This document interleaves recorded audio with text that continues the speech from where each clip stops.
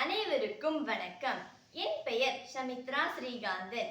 நான் தேசிய வகை ஐகாம் தமிழ் பள்ளியில் 6ஆம் ஆண்டில் பயில்கிறேன்.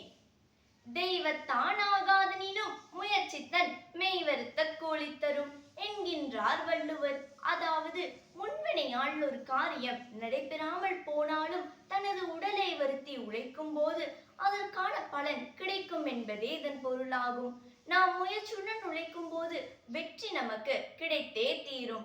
வள்ளுவர் மட்டுமல்லாமல் ஔவையார், விவேகானந்தர் போன்ற பலரும் உழைப்பை பற்றி கூறியுள்ளனர். கடின உழைப்பு அனைவருக்கும் சிறப்பையே தரும். நாம் வாழும் சூழலை உற்று நோக்கினால் ஒவ்வொரு உயிரினத்திலிருந்தும் கடின உழைப்பை கற்றுக்கொள்ளலாம். தேனீக்களும் சிலந்திகளும் கடின உழைப்பிற்கு மிக சிறந்த உதாரணமாக கொள்ளப்படுகின்றன. சிலந்தியின் வலை எத்தனை முறை கலைக்கப்பட்டாலும் மீண்டும் தனது வலையை பின்னி வாழும் திறமை கொண்டது.